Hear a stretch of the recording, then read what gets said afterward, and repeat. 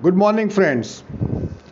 Today we will discuss on rapid prototyping systems our chapter number 3. उससे पहले हमने rapid prototyping के जो पहले 2 लेक्चर्स लिए थे, पहला लेक्चर था हमारा रैपिड प्रोटोटाइपिंग के लिए, उसका जो इंट्रोडक्शन था और रैपिड प्रोटोटाइपिंग के क्या एडवांटेजेस है, क्या डिसएडवांटेजेस है, ये सब हमने और कौन सी मेथड से होता है। और उसमें हमने जो भी उसकी कैटेगरीज है, जैसे रैपिड प्रोटोटाइपिंग टेक्नोलॉजी की 3 कैटेगरीज है, जैसे लिक्विड बेस्ड, मतलब जो रैपिड प्रोटोटाइपिंग जो सिस्टम है, जो टेक्नोलॉजी है, उसमें अगर हमारा रॉ मटेरियल लिक्विड बेस में है तो वो लिक्विड बेस कैटेगरी में आता है। अगर वो raw material if we are using in solid base then it is in the category of solid base. And अगर हमने हमारा रॉ मटेरियल पाउडर फॉर्म में यूज़ किया है तो वो पाउडर बेस कैटेगरी में आता है। और जो डिफरेंट 5 टाइप्स की जो रैपिड प्रोटोटाइपिंग टेक्नोलॉजीज है वो है stereolithography, selective laser sintering, laminated object manufacturing, fuse deposition modelling and solid ground curing. ये जो 5 अलग अलग टेक्निक्स है उससे हम रैपिड प्रोटोटाइपिंग या रैपिड प्रोटोटाइपिंग से हम प्रोटोटाइप या छोटे कंपोनेंट्स बना सकते हैं। ये हमने पिछले 2 लेक्चर में डिस्कस किया था। सेकंड लेक्चर में हमने स्टीरियोलिथोग्राफी के बारे में डिस्कस किया था। स्टीरियोलिथोग्राफी में क्या होता था कि जैसे हमारा एक टैंक था जिसमें हम रेजिन करते थे, एक टेबल था जो अप एंड डाउन होता था और लेजर से उसके ऊपर हम उसका क्योरिंग करके हम वर्कपीस बनाते थे। जैसे जैसे लेयर बनते जाते थे वो टेबल डाउनवर्ड डायरेक्शन में जाता था और लेयर के ऊपर लेयर हम बनाते रहते थे। इस हिसाब से हमारा ऑब्जेक्ट या वर्कपीस या प्रोटोटाइप हम बनाते थे। ये था स्टीरियोलिथोग्राफी। आज हम जो डिस्कस करेंगे वो एक दूसरा जो सिस्टम है उसमें उसका नाम है selective laser sintering process. Selective laser sintering process क्या होता है, तो उसका हिस्ट्री क्या है।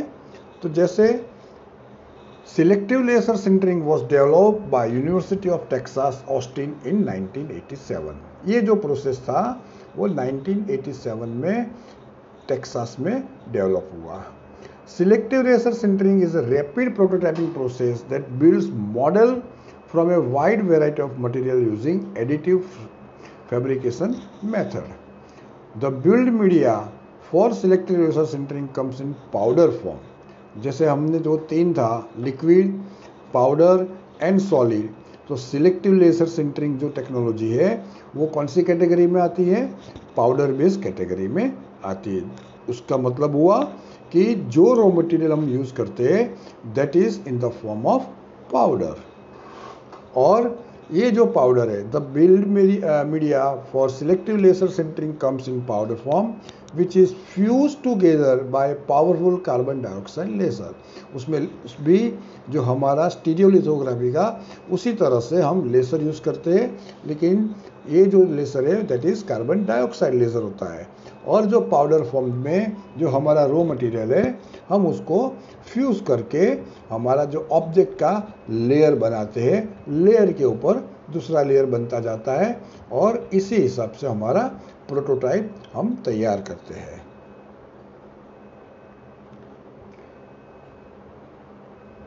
ये जो प्रोसेस है उसका मैं आपको किस तरह से होता है वो मैं आपको समझाता हूँ। ये एक उसका स्केच है। आप देखते हैं कि एक 3 ड्रम है, लेफ्ट साइड वाला, मिडल वाला और लास्ट वन। कभी कभी कोई फिगर में आप देखोगे तो उसमें सिर्फ 2 दिखाया होता है, राइट हैंड साइड वाला नहीं होता है। ये तीनों जो हमारा जो कंटेनर या ड्रम जो हम बोलते हैं वो क्या होता है, तो जो लेफ्ट साइड वाला है वो सप्लाई करता है पाउडर को, मिडल वाला है जहाँ पे ऑब्जेक्ट या प्रोटोटाइप आपका बनता है, और थर्ड ड्रम जो है वो एक्सिस जो पाउडर है उसमें कलेक्ट होता है। कभी कभी ये जो थर्ड वाला जो राइट हैंड साइड वाला है वो नहीं होता है, तो वो जो एक्सिस या अनवांटेड जो पाउडर होता है वो नीचे गिरता है। अभी ये प्रोसेस कैसे होता है, तो जैसे आप उसमें एक लेवलिंग रोलर भी है जो एक वर्टिकल आपको सेकंड ड्रम के राइट हैंड साइड में हमने दिखाया हुआ है। इनिशियल पोजीशन में ये जो रोलर होता है वो आपका जो फर्स्ट ड्रम मतलब जो लेफ्ट हैंड साइड वाला ड्रम है वहाँ पे रहता है। वो ड्रम का डायरेक्शन ऊपर आता है और मिडल जो ड्रम है वो नीचे की तरफ जाता है। इनिशियल पोजीशन में जितना लेयर का जो थिकनेस है वो जो लेयर का जो थिकनेस है तो हाइट में ये फर्स्ट ड्रम यानी लेफ्ट हैंड साइड वाला ड्रम और मिडल साइड वाला ड्रम का डिफरेंस इतना होता है। लेफ्ट हैंड साइड वाला ड्रम ऊपर रहता है और मिडल वाला ड्रम उससे नीचे रहता है। ये रोलर रोल होते जैसे वो जो फर्स्ट जो लेफ्ट हैंड साइड वाला ड्रम है उसमें हमने पाउडर का स्टोर किया हुआ होता है। रोलर से वो जो भी पाउडर है वो रोल होते वो मिडल वाले ड्रम के ऊपर आता है और ऊपर सबसे टॉप में मैंने दिखाया है कार्बन डाइऑक्साइड का लेसर बीम है, ऑप्टिक है।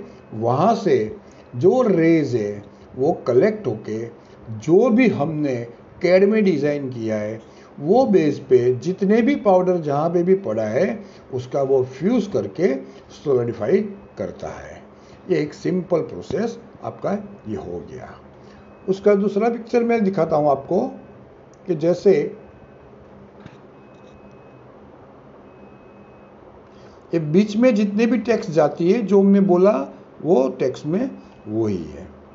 एक उसका लेआउट है, उसमें आपको ज़्यादा पता चलेगा कि एक पाउडर फीड है जो ड्रम है या उसमें पिस्टन सिलेंडर होता है, बराबर। जो सिलेंडर होता है उसमें हमने पाउडर स्टोर किया है।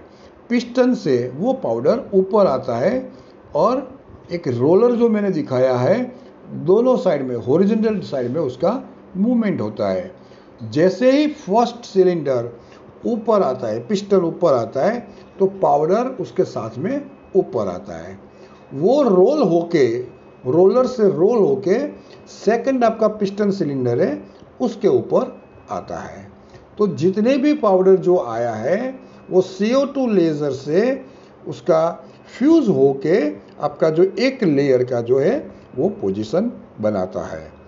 अगेन क्या होता है, एक लेयर आपका हो गया, हो जाने के बाद अगेन एक लेयर जितना आपका पिस्टन लेफ्ट हैंड साइड वाला ऊपर आता है और अगेन जो आपका लेयर बनाया हुआ है वो लेयर के ऊपर दूसरा पाउडर वो स्प्रेड करता है। अगेन वो लेसर से वो पाउडर फ्यूज होके क्योरिंग होके आपका दूसरा लेयर उसके ऊपर जो आपने कैड में डिज़ाइन बनाया है उसके ऊपर वो बनाता है। और जो ये रोलर है वो एक्सट्रीम राइट हैंड साइड में भी जाता है जहाँ पे वो जो ज़्यादा आपने पाउडर अगर रखा है तो वो पाउडर रोल होके वो थर्ड वाला जो पिस्टन है उसके ऊपर आ जाता है। ये आपका जो हुआ वो सिंटरिंग प्रोसेस से जो इस तरह से आपका प्रोटोटाइप बनता है। उसकी एप्लीकेशंस क्या क्या है, तो एप्लीकेशन से एज ए कॉन्सेप्चुअल मॉडल्स आपको अगर बनाना है, कॉन्सेप्ट्स बनाना है, फंक्शनल प्रोटोटाइप्स भी बनाना है, छोटे छोटे वर्किंग मॉडल बनाना है। फंक्शनल मतलब उसका वर्किंग होता है और मास्टर पैटर्न बनाना है। ऐसा पैटर्न भी होता है और पैटर्न का मास्टर पैटर्न भी होता है। पैटर्न क्या क्या क्या होता है, उससे वो डायरेक्टली आप मोल्ड में यूज़ कर सकते हो और वो जब पैटर्न खराब हो जाता है तो वो खराब पैटर्न को रिप्लेस करता है मास्टर पैटर्न से दूसरा उसका पैटर्न बनाने का। तो ये मास्टर पैटर्न बनाना है उसमें भी ये एप्लीकेशन यूज़ होता है। उसके एडवांटेजेस में क्या क्या हुआ, तो wide range of build materials, जो बिल्ड मटेरियल्स जो है पाउडर फॉर्म में वो अलग अलग हम यूज़ कर सकते हैं। हाई थ्रूपुट कैपेबिलिटीज़, उसका प्रोसेस थोड़ा फास्ट है तो आपको उसमें फास्ट प्रोसेस से आपका प्रोटोटाइप बन सकता है। Self supporting build envelope. Parts उसमें सेल्फ सपोर्टिंग इसलिए दिखाया है कि उसमें कोई एक्स्ट्रा सपोर्ट की ज़रूरत नहीं पड़ती है। पार्ट्स आर कंप्लीटेड फास्टर, जैसे मैंने बताया कि हाउ थ्रूपुट है तो मतलब ये प्रोसेस फास्ट है। उसमें डैमेज कम होता है क्योंकि सपोर्ट की कोई ज़रूरत नहीं होती है। And wastage of raw material is also less, ये उसके एडवांटेजेस है। उसी के साथ उसके लिमिटेशंस या डिसएडवांटेजेस क्या क्या है। So initial cost of system is high, मतलब शुरुआत की कीमत उसकी थोड़ी ज़्यादा रहती है। High operational and maintenance cost, machine में उसका ऑपरेशन कॉस्ट भी ज़्यादा आता है एंड मेंटेनेंस कॉस्ट भी ज़्यादा आता है। Peripheral and facility requirements,